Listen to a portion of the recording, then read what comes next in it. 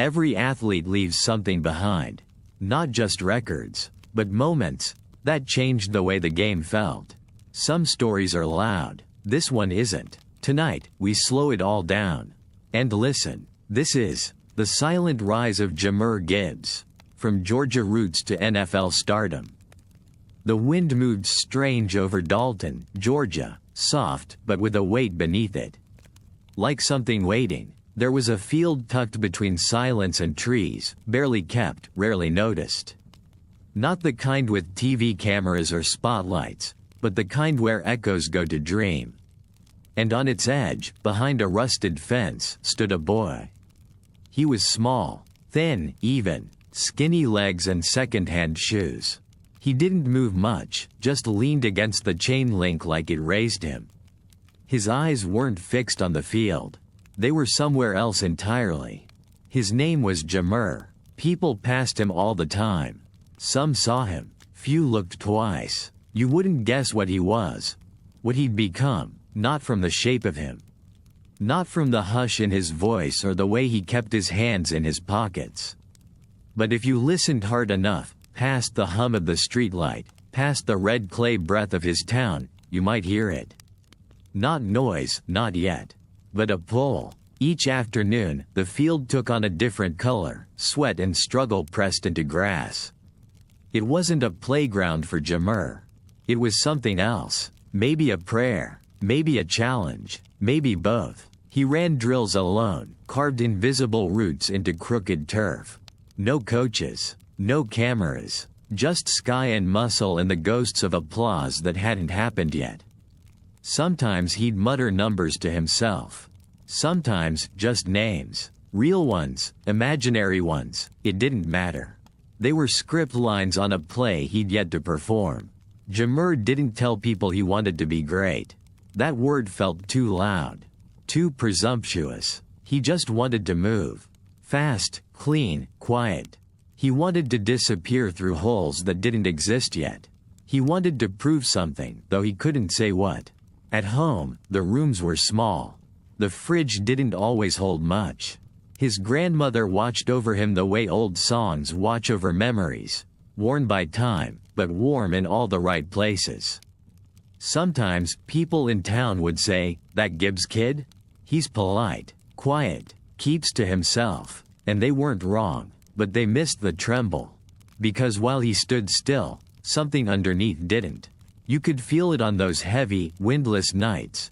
The ones where dreams tap slow at your ribs, asking if you're still awake. He didn't look like lightning. But some storms don't make noise until they're right above you. And Jahmyr? He was starting to crack the sky. The mornings came early in Dalton. Not because clocks demanded it, but because life did. Jahmyr's eyes would open before the sun had made up its mind. Outside, the grass still held the night's breath. Inside, the quiet was a kind of company. He moved through the stillness carefully, as if too much noise might wake something fragile. The rooms held history, soft wallpaper edges, slow fans spinning over stories no one told out loud. In one corner, his grandmother stood with time woven into her hands. She didn't say much. Just hummed, folded clothes, poured coffee like it was a ritual.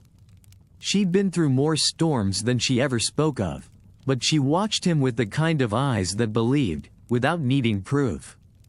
If love had weight, hers was enough to keep him grounded. There were no posters on Jahmyr's walls. No trophies yet, no clippings or autographs, just a small stack of notebook paper, some scuffed cleats by the door, and a backpack more worn than he'd ever admit. Football wasn't something handed to him. It was something he went out and found, like a lost thing, like an answer buried in the roots of a question. He didn't have a private coach, no specially made drills with names like Power Speed Extreme. His training wasn't polished, it was personal. Old cones, empty lots, ball fields worn at the seams. He ran until his legs stopped arguing. Cut angles from muscle memory and instinct, not instruction. Every move had intent. Not clean yet, still raw, still learning, but there. Always there. Like a song he hadn't learned the words to, but already knew the tune. Sometimes he'd see other kids get rides to school. He walked, not because there wasn't a car, but because that's how the day started. Ground underfoot, thoughts unobstructed, and in that walk, there were battles. Not of fists or fights, but the softer ones, the ones people didn't see. Hunger that sat in your chest without asking, the itch of being overlooked, the quiet knowledge that your name wasn't the one on anyone's list. When teachers called on him, he answered low. Not out of fear, but reverence. For the space, for the moment. When he played, it wasn't about noise. It was about noticing. How the wind moved, how defenders shifted their feet, the slightest tilt of a coach's head. He collected silence like others collected stats. But that silence did something most people didn't notice. It taught him to listen. To lean into the pause before the moment. To live in it, right before a snap, a cut, a breakaway. Nobody wrote headlines about Jahmyr. Not then, not yet, but some things grow better in quiet. Some seeds need the hush, the pressure, the soil of patience. He didn't ask for cameras, or quotes, or audiences, just the space to run, to figure out what it meant to chase something no one else could see. To lose breath chasing ghosts you yourself invented. There's a way silence raises a person. It makes them study eyes instead of praise. It makes them learn to want without asking. By middle school, the game was already inside him. Like marrow. Unnamed. Unforced. He'd watch old clips online. Barry. Reggie. McCaffrey. Marshall. Not for the highlight. For the hesitation. The way their bodies spoke without shouting. Jahmyr didn't want to be fast. He wanted to be forgotten, mid-play. So gone you never saw what hit you. He didn't say it out loud, not even to himself. But somewhere inside, he didn't just want to play. He wanted to vanish through greatness. Emerge where others couldn't follow. So he studied, faces, movement, breath, and he waited, because the ones raised by silence don't arrive with noise. They arrive with weight. The field at Dalton High wasn't much to outsiders. Just a plot of grass tucked behind tired bleachers, the lines never quite straight, the scoreboard older than the kids beneath it. But to Jahmyr, it was a sanctuary. It smelled like resin and ambition. The way sweat mixes with summer dust when the sun has burned just enough into the air that truth can't hide. Here, every stride mattered. Every small mistake echoed. So he listened, not to coaches, they were part of it, but to the field. To how his cleats found grip in patchy dirt. To how pads shifted on his shoulders with each cut. It was less about running, more about writing, because every time he touched the ball, he wrote something, about where he was, where he wasn't, what he wanted to become. The first whispers didn't come after touchdowns. Not even after the long runs. They came between plays, when even the loudest crowds pull in a breath. When the boy in the backfield seemed to disappear and reappear, 5 yards downfield. Newspaper clippings started showing stats. Gibbs, 137 yards. Gibbs, 3 TDs. Coaches started nodding a little longer. Opponents watched film twice. But inside, Jahmyr didn't feel seen.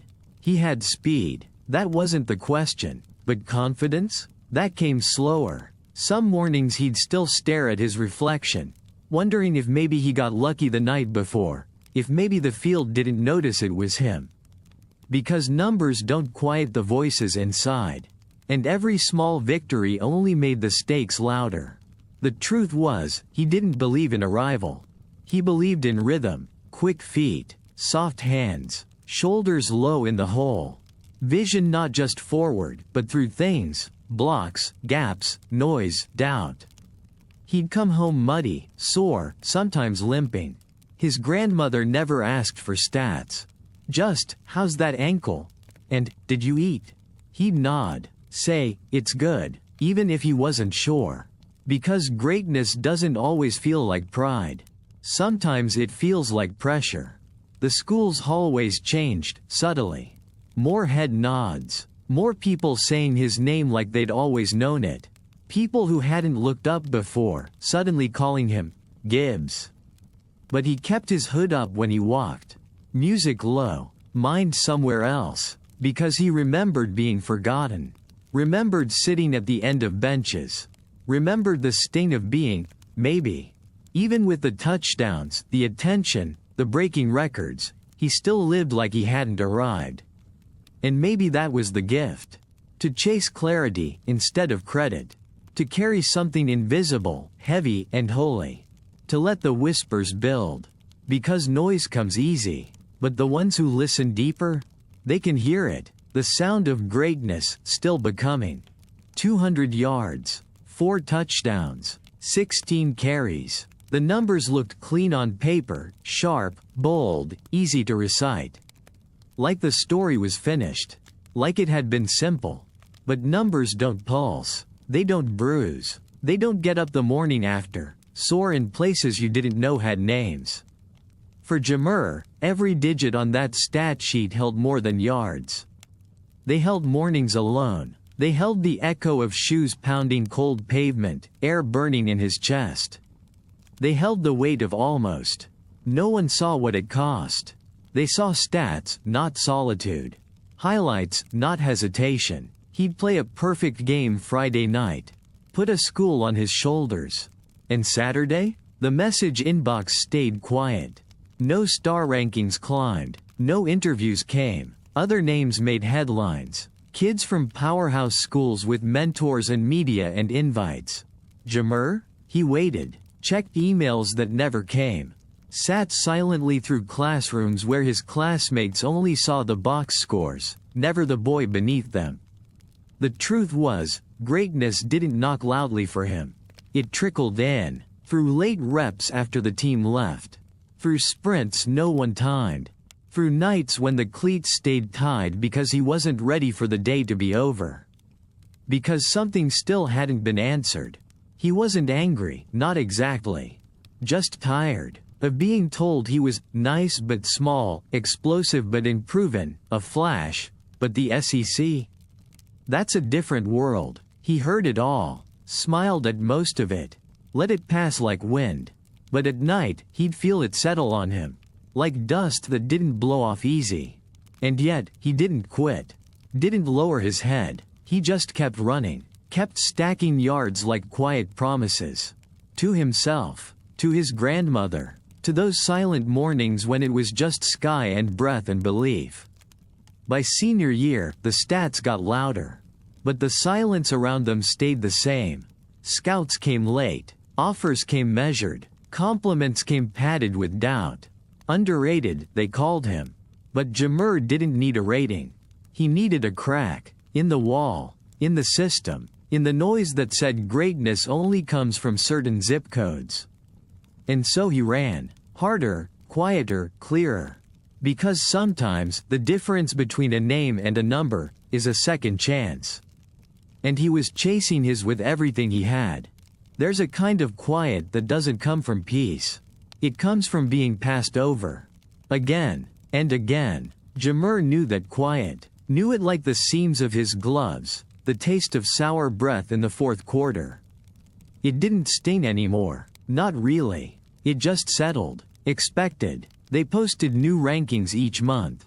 5 stars. 4 stars. Pages of glossy names attached to bright futures.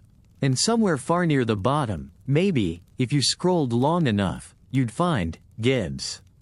Sometimes not at all. It wasn't personal. That made it worse. They didn't even see him enough to doubt him directly. He was just a name without weight among 1,000 they were told to notice instead. He looked at it all with soft eyes. No anger. He just took it in. Understood his size was too small for their tape measures. Understood his numbers, real as they were, didn't spark clicks like those from bigger towns with bigger budgets. And he understood the machine they called scouting moved in circles he wasn't born into. Still, he went to bed with his socks pulled up to the knees, prints of turf pressed into his skin like faint tattoos. Mentally replaying cutbacks. dig roots, missed reads, all of it. He was quiet in hallways, polite to strangers. Didn't make your list? That was fine. He'd stay off of it. Let you forget him. Just a name. Jahmyr Gibbs. It sounded simple. He wore it like glass, clear, small, sharp when necessary. Some nights, when the house settled, when his grandmother's chair stopped creaking, he'd sit alone by the kitchen window. Think about other kids with agents already texting them. Nike packages arriving by senior year. Promoting themselves with highlight tapes spliced like soundtracks. He didn't do any of that. Didn't know how. Didn't care to. His proof was motion. His pitch was honest. Feet that stayed moving when promises didn't. Still, the doubt had fingerprints. Not bruises, just indentations on his spirit. Like a voice whispering at night. What if they're right? That voice came often. Too light. Too quiet. Not enough. Those aren't insults. They're opinions. Facts that hardened the breath. But the thing about staying quiet long enough, you stop echoing what they told you. And start hearing something else. Something low. Something sacred. Belief not of the ego, but of the marrow. He started to feel it sometime near winter. The realization that whatever came, he wouldn't wait for the world to call him. He would become something so undeniable, their silence would become reverence. And reverence, even whispered, is louder than doubt ever wanted him to be. He tucked the rankings away.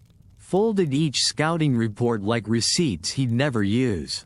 Then laced up, lowered a shoulder, drove his name forward, not for the stars beside it, but for the weight it would eventually carry. It wasn't a headline, there wasn't a press conference. Just a phone call, plain, unsure, almost hesitant. Georgia Tech, not Alabama, not Georgia, not the thick-glossed SEC offers boys dream about under Friday night lights. But it was a door. And at the time, that was everything. Jahmyr sat at the edge of his bed when it rang. The kind of ring that doesn't sound different but feels different anyway. He almost didn't answer. Didn't trust it could be real. But something in him, that quiet compass always pointing forward, picked up. A coach's voice. Steady. Curious. Not certain, but interested. We see something in you. Simple words. But they moved slow through him, like warmth in winter. No promises, no guarantees. Just a shimmer of belief. It didn't come with silver. But it came with space. They talked speed, vision, upside. Jahmyr talked little. Let his yes come soft, but sure. Because when the world barely knocks, you don't need spotlights. Just daylight. After the call, the house was quiet. A different kind of quiet. The kind that lets itself stretch. His grandmother didn't ask for details. She just looked at him and nodded, as if she'd known the whole time.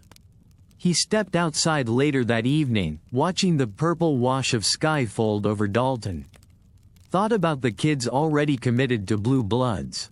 Thought about what it meant to say yes to something imperfect, not because it was best on paper, but because it said yes back. He didn't need a pipeline. He needed a place, and Georgia Tech had opened just enough of a window to let wine through. No celebration, no announcement, just a folded piece of paper with the name etched in. A small, golden thread in what remained of his unsure quilt. That night, he pulled his notebook off the shelf, flipped past pages of drills and quotes, opened to a blank one. And wrote just 4 words. Make them see why. Then he closed it, and went to sleep with full lungs for the first time in months. The cleats were new, but the silence was familiar. Jahmyr arrived at Georgia Tech with barely more than a duffel bag and a breath he'd been holding for years. Atlanta buzzed with scale, the kind of energy that towered over you if you let it. He didn't. He stepped into the locker room like it required permission. Eyes down, shoulders quiet. The older players walked with ease he hadn't earned yet. The coaches spoke fast. No one knew his name. That was fine. He'd start by learning the corners. Where the tape was kept. how the light hit the turf at morning walkthroughs, which doors stuck and which ones gave way. He watched everything, talked less. In practice, he moved without asking. Just found lanes, found space, feet light but definite, like he knew how grass liked to be stepped on. The veterans noticed first, not in loud ways, they just started watching longer. And then came his first chance. Kick return. Jahmyr walked out like it was nothing. Like he'd been there before, even though his ribs were humming with that particular kind of hope that runs just beneath fear. The ball came, fast, high, spinning like memory. He caught it, took 2 steps. Then the rest blurred. What they saw was speed. What he felt was release. 1 crease, 1 cut, then open field. And for a few seconds there were no questions. No rankings, no whispers, just wind. He didn't raise his arms when he reached the end zone. Didn't puff his chest or look to the crowd. He peeled off his gloves slowly, handed them to the assistant like it was routine. Like it hadn't just happened. Because inside, he wasn't done. Not close. He sat on the bench like someone waiting his turn. Coaches muttered. Reporters shuffled pages. But Jahmyr just drank water, jaw tight, eyes on next plays. And when they asked about it later, about the return, the burst, the way he seemed to float, he just nodded once. Said, felt good, that was it. But inside? He knew. They had seen. Maybe not fully. Maybe not yet. But enough. Enough to understand this wasn't flash. This was pattern. Quiet rhythm wrapped in violence. A run made of muscle and memory.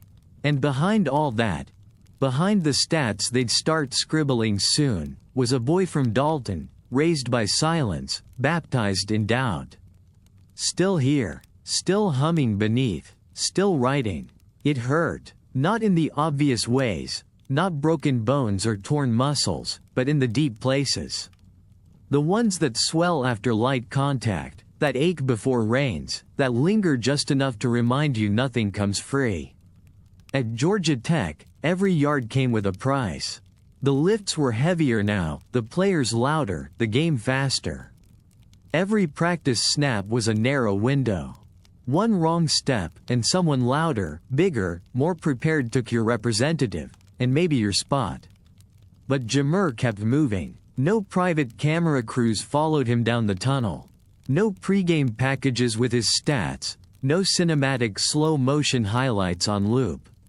He was number 21, another name on a depth chart with too many names above him. Still, when his number was called, something happened. He didn't explode, didn't dazzle, didn't scream for notice. He executed. 4 yards, 6, 11, cuts like commas, footwork like paragraphs. A runner with the patience of a writer. Letting blocks form like sentences, reading defenders like grammar, rewriting outcomes mid-play. And it hurt. Turf burn on his elbows. Bruised ribs that only showed themselves when trying to sleep. Stingers that crawled down his arms like fire ants after a bad landing. Days when the movement looked good, but the body betrayed him. Everyone around him thought, speed. But he was learning, tough. He carried more than the ball, carried the invisible. Expectations he never agreed to. Legacy he hadn't yet earned. The low-grade hum of doubt that never turned off, only quieted when momentum was on his side. And momentum was hard to keep. Still, coaches watched. The smart ones, anyway. The ones who didn't need a 75-yard score to notice balance in traffic. Patience at the line, that sixth sense runners rarely explain, finding space before it exists. He didn't ask for attention. Didn't shout when he got a first down. Sometimes he'd run back to the huddle without even looking up. But teammates started to follow him, even without words. Something about the way he moved made people believe yards were still possible. That the drive wasn't dead. That belief, quiet and steady, had a place in games like these. Pain never left him. It became part of the routine. Wraps before practice, ice after. A familiar limp up dorm stairs on weeknights when no one watched. It would be easy to wonder why he kept at it. But inside Jahmyr, something soft was turning into something sharp. Not anger, not revenge, something older, quieter, resolve, not to prove anyone wrong, but to prove that what he felt, the thing he couldn't name back in Dalton, the thing that pulled him out of bed before sunrise, that made him run when no whistle demanded it. That it was real, and worth carrying, even when it hurt. He sat on the floor that night, back against his dorm bed, cleats still laced. Sweat cooled on his skin, but he didn't move. The room was dim, just that yellow, humming light from the desk lamp, flickering like it couldn't decide whether to stay on. His phone sat on the charger, silent. It hadn't buzzed in weeks with anything that mattered. The numbers were there, the tape was clean, but something in him knew. This wasn't working. Not yet, not enough. Georgia Tech had given him a shot. Space, breath, but the air was thinning. Not failure, he was still climbing, but the ceiling had started to press down. And Jahmyr wasn't built to settle into ceilings. He wanted more, not because it would look better, because it would feel harder. There are moments in every journey that don't look cinematic in real time. They play quiet, like shadowed scenes without music. One of them came now. He scrolled his messages, found the one he'd ignored for days. A coach from Tuscaloosa. The name spoke its own language: power, pressure, precision. Alabama didn't call many backs. Not unless the pages of their story were already inked in bold. But they had called him. He hadn't answered, at first. Not out of fear, but reverence. Things like that don't happen unless you're ready. He had to be sure. Tonight, he was. He called back, talked straight, didn't sell himself, didn't ask for handouts or praise. Just asked questions. The kind players don't ask unless they expect to become part of the answer. They spoke about grit, about fit, about new roles in evolving systems. They saw him as a piece to something bigger. He didn't laugh, didn't cry, not even after he hung up. He just stared ahead. He thought of Dalton, of his grandmother still folding clothes in the morning light, of those runs in quiet fields where he chased nothing but breath and belonging. He hadn't packed yet, but something deeper was already moving. Change, not as escape, but as confrontation. Because comfort is a beautiful way to die. And Jahmyr? He was still becoming. Every great shift starts with a single act of trust, no ceremony. No confetti. Just one yes that scares you enough to make you real. He stood, unlaced his cleats, and placed them by the door. Same shoes. New journey. Time to find out if the world still had walls left heavy enough to push against. Time to see what he could break through next. Tuscaloosa didn't greet him, not really. It watched him, measured him. From the first walk through the tunnel, eyes traced his frame, not with curiosity, but comparison. Every hallway in that building whispered names. Not loud like bragging, but etched, deep and permanent. Henry, Ingram, Harris. Legends weren't stories here. They were marks on walls, echoes in locker rooms, weight in the air. And Jahmyr felt it. Not overwhelm, just gravity. The weight of where he was, stitched into crimson, wrapped around expectations taller than any scoreboard. He kept his head down. Not out of fear, out of focus. Let others laugh, flex, parade through hallways. He memorized the ceilings, the steps from weight room to field. How long it took ice to melt after practice. No one promised him the spotlight. Alabama didn't do that. Legacy offered opportunity, not safety. So he didn't talk much. Didn't try to charm his way into huddles. Just let his feet speak. At first, the reps came slow. Rotations full. Coaches guarded. He knew the game behind the game. Knew that proving here meant more than stats. It meant trust. So he trained differently. Not harder, smarter. Watched film like it owed him something. Studied the angles of defenses like poems trying not to rhyme. Focused on things silence had taught him, how to show intent without noise. In scrimmages, he moved like breath. Not flashy, just precise, slipping through holes that didn't ask questions, making linebackers miss in ways that felt personal. Still, no anointing. None of the coaches said, "Starter." No teammates called him, "that guy." And that was okay. He was here to learn a different pulse. A different silence. Alabama quiet is not Dalton quiet. It hums under spotlights. It walks beside pressure like an old friend. To thrive here, you must fold into expectation, make it your echo. Jahmyr did that, each day, putting purpose into the smallest things. The way he tightened his chin strap. The way he lined up in the slot when no one thought he would. The way his steps slowed just long enough before speeding past a collapsing edge. And still, no headlines. Just more questions. Is he big enough? Can he handle the SEC? Can he be more than space and flash?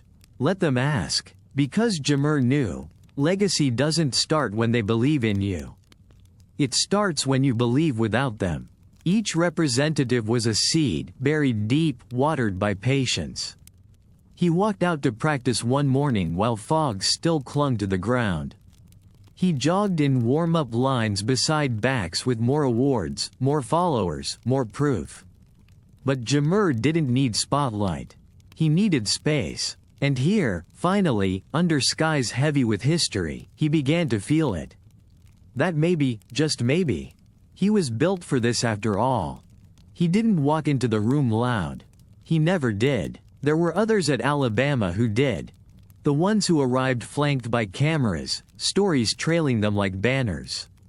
5-star declarations, reels filled with flash. And Jahmyr? He just walked, shoulders quiet, cleats tied tight, like the game was something sacred, like noise cheapened it. At first glance, he wasn't the biggest back in the room. Wasn't covered in accolades thick enough to drown doubt. Just 200 pounds of quiet confidence and ankles sculpted by sharp cuts and harder choices. He didn't get starter reps early. Didn't complain. Took second-team snaps like gospel.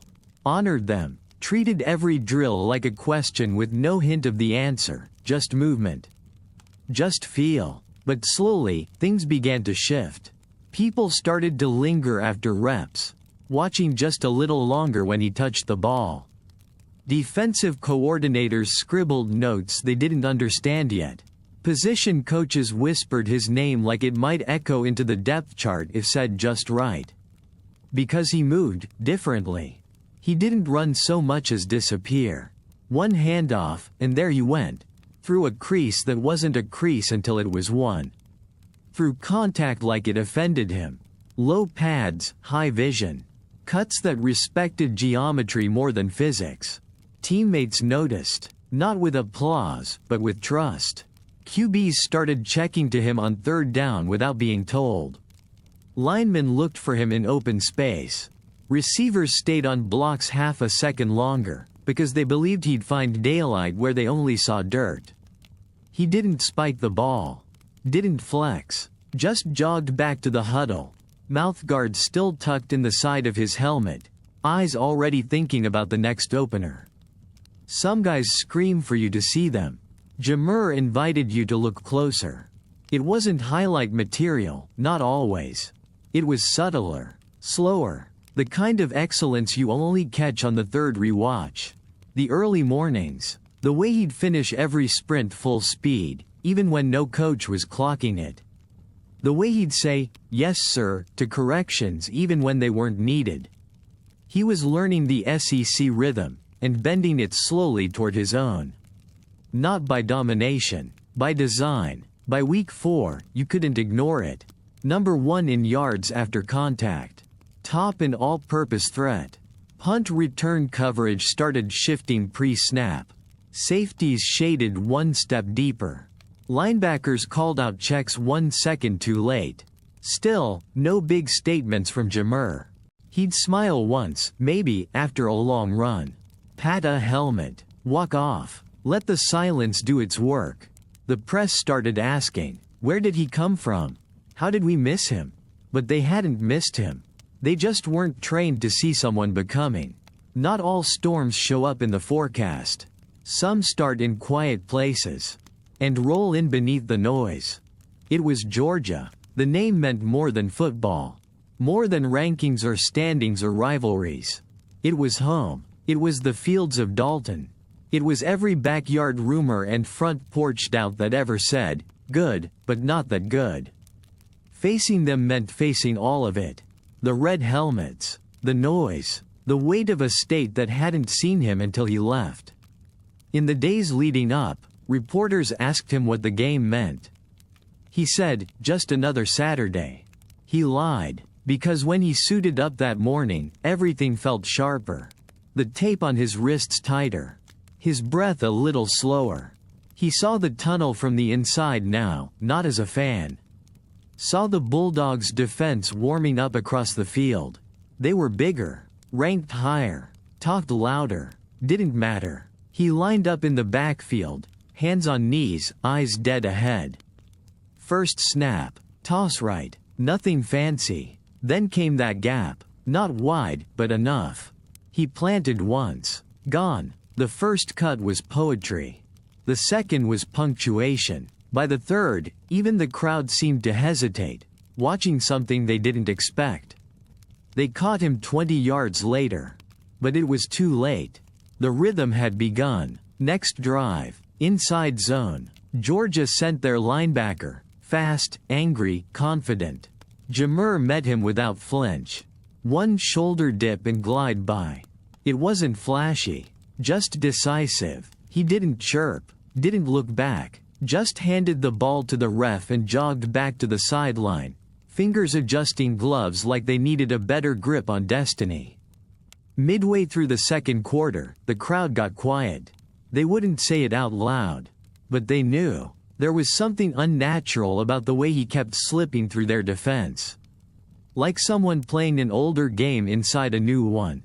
Like misdirection lived in his bones. He lined up at slot, caught a screen, spun out of the first tackle like it hadn't happened. Wove through two more. 22 yards. No celebration. Just another breath. Another carry. He didn't point to the crowd. Didn't ask for the moment. But he took it. Because deep down, he'd always kept this game circled, not with ink, but with memory. Every time they passed him up, every time the rankings dropped, every time he read, needs to add weight, like it was scripture. This wasn't revenge, it was reply. Late in the third, coach called his number on 3rd and long. The offensive line held just 1 second longer than they should have.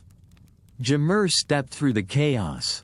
Lowered his shoulder, took the hit, bounced, spun, and suddenly, open field.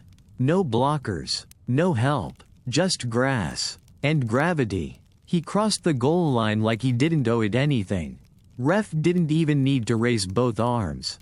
Everyone already knew. He didn't dance. He looked up, blinked, nodded once.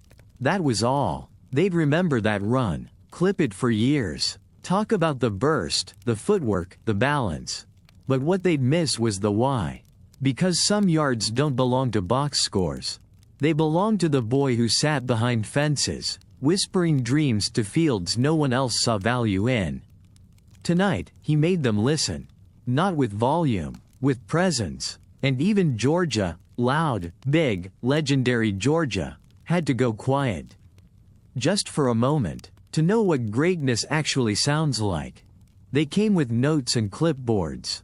Stopwatches hung around necks like necklaces of decision. Pens clicked. Eyes narrowed. Feet measured in inches, seconds, projection curves. Scouts. They watched everything. How he breathed after a sprint. How he stood in line. How he blinked between reps. Every move sliced and cataloged. Not for who he was, but for how he might translate to Sundays. Jahmyr noticed the stares, but didn't bend toward them. He ran the 40 like it was just another rep. Feet low, arms clean, pace like a song he'd been humming since Dalton. Time stopped at 4.36. Scouts looked at each other. Scribbled quickly. But Jahmyr walked as if he hadn't noticed. Because speed was never the core. It was the echo. They charted his body, height, hand size, wingspan, as if DNA alone could determine destiny. Some pages came back stamped in doubt. Lacks size. Needs bulk. Not a bell cow. He'd seen it before. They measured what they could. What they couldn't, they misnamed or ignored. They couldn't chart what it meant to be overlooked so long it taught you patience. They didn't see the way he masked intent with stillness. How defenders bid on breath, not motion. They didn't write down the way he studied angles like promises, with quiet belief they'd open at just the right moment. Film rooms flickered, plays rewound. Again, back again. Look at that cut, that timing. Instincts, someone said, but instincts don't just happen. They're formed, between cold morning drills and triple team fronts, between being passed over and lacing up anyway. Back at the hotel, his phone buzzed more often. Agents, reporters, projections climbing. Still, when he answered calls, his voice stayed the same. Measured, soft, unimpressed by numbers unless they showed up on a scoreboard. Whispers emerged from war rooms. Could he be top 20? Would someone take the swing? Even those who praised him showed hesitance. Like they couldn't believe he was real. Because Jahmyr didn't give them what they were used to. No viral sound bites, no forced charisma, no hype campaigns. Just calm, grounded, almost too normal. But some storms don't announce themselves. They gather quietly. And when they arrive, they change the weather. That spring, Jahmyr stood in neutral gear, surrounded by decision-makers trained to question everything. But as he took each route, each handoff, each step, there was less left to question. You couldn't teach what he did. You could only believe it. And slowly, one evaluator at a time, they did. It came on a Thursday. Mid-afternoon, skies soft, like breath. Jahmyr sat in his grandmother's living room, same spot as always, couch worn at the corners, quiet hum of a fan in the window. TV on low, phone on louder than usual, not strong in volume, but presence. The draft had been playing for hours. Picks flying by, names called, hats placed, hugs looped into history. Some guys wore suits, some danced, some cried. Jahmyr stayed still. He hadn't planned a party. No camera crews. Just his people, tight circle, nothing extra. Maybe a plate of food on the coffee table. Everyone trying not to watch him too closely. Then came the call. Detroit. It read soft on the screen, like any other number. But the moment made the room go still. Not silent, still. He answered with a simple, hello? Voices on the other end, layered, excited, proud. They said 12th overall. Detroit Lions. Somewhere, a clock ticked forward. Everyone looked at him, but he didn't look back, didn't stand, didn't fist pump, just stayed seated, phone pressed to ear. One hand resting gently on his knee like he was holding something sacred in place. Some said it came too early. Some said, reach. Some looked down their lists and mumbled other names. Didn't matter. Detroit knew. In the margins, between the notes others skipped. They saw space where others saw noise. His grandmother started to smile then. Not big, just enough to break the line of her cheek. It was all she needed. Jahmyr finished the call. Quiet, thank you, S. Maybe a quiet, can't wait, in there too. He stood, kissed her on the temple. Then he walked outside. Sky had turned gold by then. Street empty, save for memory. He let the air find him. Let the moment bend without breaking. There was no speech, no celebration. He texted his old coach, we did it. Texted a friend, 12. Didn't post right away, didn't need to. It sunk in differently for him. Slower, like a letter read 3 times, the meaning thickening with each pass. Some kids dream of the stage.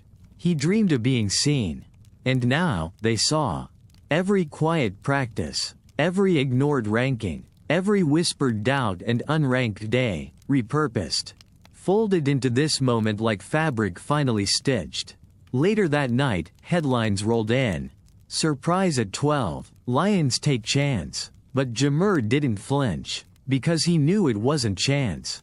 It was design, cut from quiet, run through resistance, carried without noise, picked without apology. He'd waited his whole life for them to say his name. Now, they would wear it. In Honolulu blue, in stadium lights, on Sundays, and somewhere in Dalton, the wind shifted just slightly. As if it, too, had been holding its breath. Detroit didn't shine. It worked. The streets bore weight, like memory carved into concrete, factories breathing slow, neighborhoods stitched with pride and patches. It wasn't a city of flash. It was a city of finish. Jahmyr arrived without headlines. No grand arrival, no drawn-out welcome. Just a duffel slung over his shoulder and a look like he'd been walking that sidewalk a long time before his feet touched it. The air felt different here. Like it had been through something. He respected that. At his locker, the name, Gibbs, looked back at him, stitched straight, letters solid. Below it, the number 26 smiled quiet. He didn't say much, just nodded to the ones who nodded first. Watched more than he talked.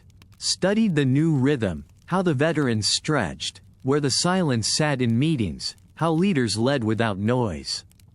He wasn't there to get noticed. He was there to fit. Detroit didn't ask you to sparkle. They asked you to punch the clock, then stay after. To leave parts of yourself in cleat marks and run fits. Jahmyr understood that language. Practice came hard. The tempo brutal. Coaches didn't hand out praise and reps even slower. He ran anyway. Not to impress. To belong. He'd walk back to the facility after lift sessions, earbuds in, hoodie up, face unreadable.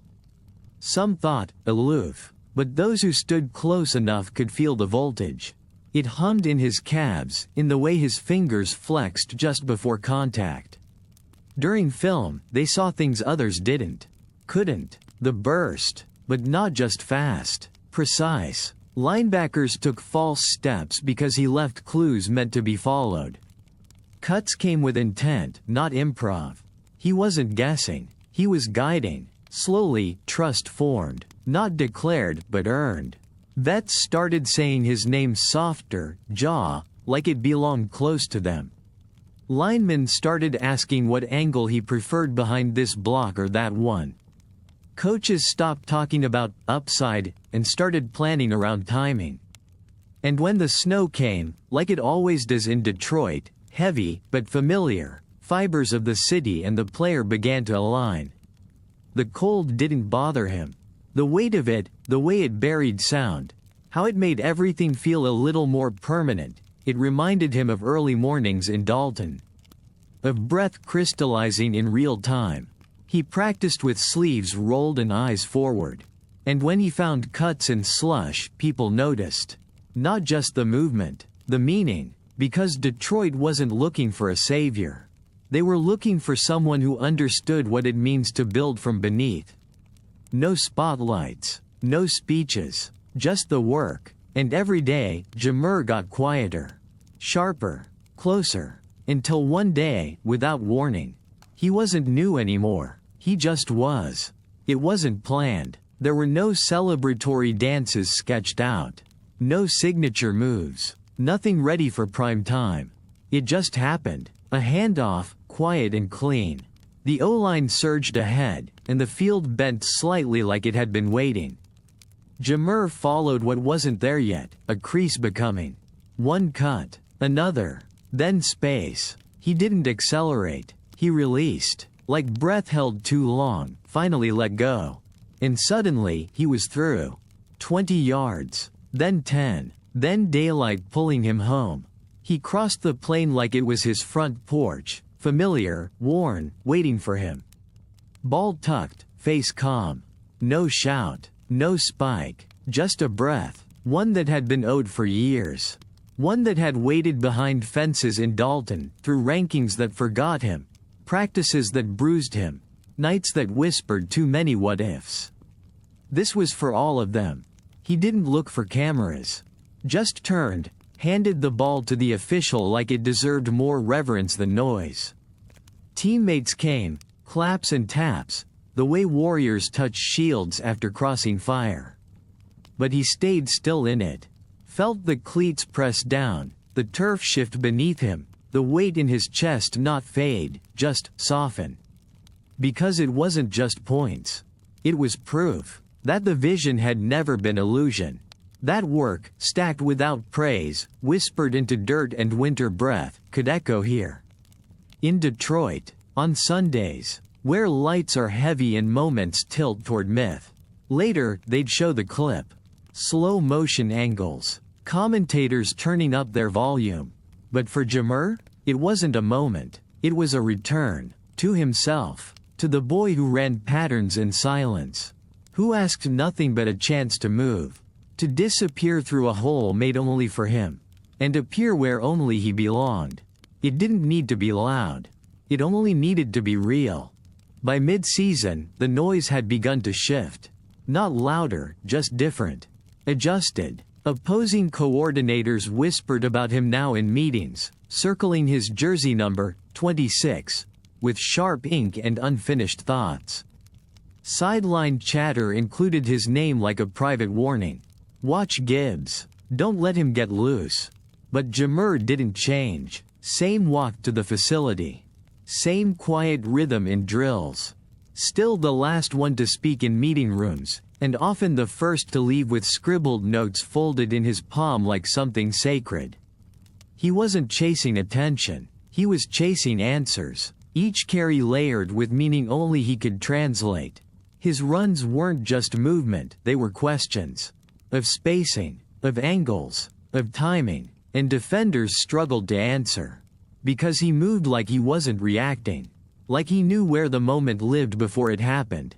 By week 8, something had settled in him. The hesitation was gone. In its place, a sharper kind of silence. That dangerous stillness just before a blade moves. He wasn't just contributing, he was defining. The Lions began leaning into him. More packages. More trust on third downs. More moments where the game was undecided, and someone needed to tilt the scale. And without a word, he took them. Burst left, delay draw, flare route, didn't matter. He turned play calls into decisions, clarity mapped in footsteps. Always low to the ground, center of gravity like a promise, unshakable, quiet, relentless. They called him a weapon. But weapons boast. Jahmyr just moved. Veterans started nodding unprovoked after his runs. Equipment guys learned his gear preferences without having to ask. Fans bought his jersey not because he was a brand, but because he was becoming something harder to define. He wasn't loud, but he was felt. Talk shows tried to figure him out. He's not Najee, not McCaffrey. Somewhere in the middle? But he wasn't in the middle. He was beyond the comparison. Because you can't always box the ones who carve entirely their own lane. He'd walk off games with stat lines that made fantasy managers lose sleep. Yet when asked for quotes, he kept them short. Smiled small, let numbers talk, then walked away before they finished. People kept trying to figure out what fueled him. Interviews tried to pin it down. Was it Dalton? Hunger from the past? Proving doubters wrong? But those were surface questions. The truth was quieter. He had already proven it, he belonged. Not just here. Here, now, exactly. The boy from nowhere special, once whispered too light, too quiet, was now the needed voice between downs. A presence. Thunder, beneath a helmet. Not all storms arrive in lightning. Some rumble low, rising steady. Waiting for the world to finally stop talking. And listen. They started saying the word. Legacy. Not just reporters trying to fill airtime, but coaches. Fans. Teammates muttering it in quiet corners after games where Jahmyr split the seams of a defense without raising his voice. He'd hear it, sometimes. A question wrapped in admiration. What kind of legacy do you want to leave? And he'd shrug, not out of disrespect, but honesty. Because he didn't grow up chasing legacy. He chased daylight, space, moments. Legacy, to him, felt like a heavy coat forced on a body still growing. So he stayed in motion. That was his answer. Movement, a kind of forward edge that didn't need to be explained. But still, headlines came. Names dropped around his own. Lions history, rookie comparisons, Pro Bowl whispers. Cameras tracked him now, not aggressively but with weight, like they finally understood this was something worth staying on a little longer. Product deals followed, interviews booked, stylists suggested wardrobe adjustments, publicists asked if he wanted to build his brand. He remained patient, polite, said yes when it made sense, no when it didn't, because Jahmyr had a compass built under silence. It didn't swing when money moved. It bent only toward real. He still called his grandmother on Tuesday nights. Still carried his own pads after practice when no one asked. Still preferred notes over interviews. And in that simplicity, something started to settle around him. Not noise. Not fame. Weight. That specific type of weight that only shows up when others begin recalibrating what came before you, around you. Legacy. That word people kept tossing near him like a balloon, hoping he'd hold it up long enough for a photograph. But Jahmyr never carried anything for the flash. He ran for something else. For the kid who waited behind the fence in Dalton without a scout in sight. For the silence that dressed his ambition when no star ranking would. For the truth that greatness doesn't always roar, it becomes. Every yard was still written on the same page of the same notebook. The one he kept buried in his backpack, beneath folded sweats and tape and a pair of socks that hadn't fit right since college. On one page, inked in steady lines, it read, "Play for the ones who don't get picked. Run for the ones still waiting on the call." That was his legacy. Not a name above the lights, but a light that finds other names still hidden. A handoff to the unseen. And under every pad, under the jersey, under the skin still bruised from last week's hits, he carried that idea like a promise. Do your work. Be enough. Let the rest echo. He wrote sometimes. Never for show. Not the way others did. No blog, no captions, no Dear Diary. Voice trying to become viral meaning. Just small, folded pieces of paper. Sometimes tucked into his travel bag.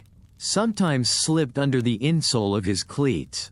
Sometimes left on the nightstand in hotel rooms with walls too quiet to sleep through. Most of them started the same way. To me. Because he understood that you don't stay grounded without reminding yourself where the roots are. Roots don't flash, they hold. One letter read, "I don't need to be the loudest. Just the most present. Just the most prepared when the silence breaks open." Another just said, "You've been overlooked by people who were never looking in the right direction. That's not your burden. It's their missed moment." The words weren't polished. Not all spelled right. Some lines repeated mid-sentence like he lost his thought mid-writing, then found it again. But that wasn't the point. They were reminders. Footnotes beneath the roar. On hard days, he unfolded them like prayers. Just enough ink to jog belief. Not in the game. In the person. You're not just here. You've earned here, one note said. Some were tougher. Written after a dropped pass or a game where the rhythm never came. You can't outrun every mistake. But you can outwork them. And once. It's okay to not want to talk sometimes. Let your breath carry what your voice won't. There was one letter he carried longer than most, creased at the edges, written with a thicker pen that smudged a little near the bottom. Don't chase legacy. Chase truth. Let the world figure out what to call it later. He never read it before games. Too distracting. But after? Either win or loss. He'd open it. Trace the words like they were coordinates back to something honest. Because the noise can blur you. Fast. Cameras. Stats. Headlines trying to make you a metaphor when all you want to be is clear. So he wrote, to himself, for the version of him raised by fences and dust and doubt. To the player still learning how to breathe fully, even now, with expectation pressing onto his chest like a second jersey. And each time he wrote, keep going, he wasn't making a plan. He was making a pact. There's a difference between noise and sound. Noise fades. Sound stays. Jahmyr doesn't talk about endings. Doesn't have a speech for it. Just knows that if you're lucky, the game doesn't leave all at once, it leaves in layers. One season, one moment, one breath at a time. It's not over. Not yet. But he feels it now, the shift. From proving to preserving. From climbing to carrying. From the boy who once ran toward something to the man who now runs with it. He still walks the facility halls like he did day one, head down, hoodie up. Still stretches early, taps his helmet twice before the first drill. Certain patterns don't age, they expand. Like definitions widened by time. Some days, he still writes. Not every night, but often enough to keep the habit from forgetting him. On the page, thanks more than goals. Names more than stats. Half-formed prayers lined up beside memories. Football is still there, etched between it all, but so is life beyond it. He knows now what he didn't then. That silence has shape. That being overlooked can sculpt something deeper than spotlight ever could. That maybe his greatest play was simply staying true. True to the kid who didn't care if he was ranked. True to the reps no one filmed. True to the version of himself that only the wind knew by name. People ask now what comes next. He smiles. Says he doesn't know. He does. But some things speak clearer when left unsaid. Because maybe legacy isn't a thing you earn. Maybe it's a thing you leave behind, quietly, pressed into turf, tucked between breaths, stitched into crossed arms watching from the back row of the bleachers. A signal that someone like you made it through. And someone else can, too. He still runs. Still finds space. Still steps into daylight like it belongs to him. Because when the noise settles, when the names fade and records tilt, what remains is sound, and the ones who never needed volume to matter.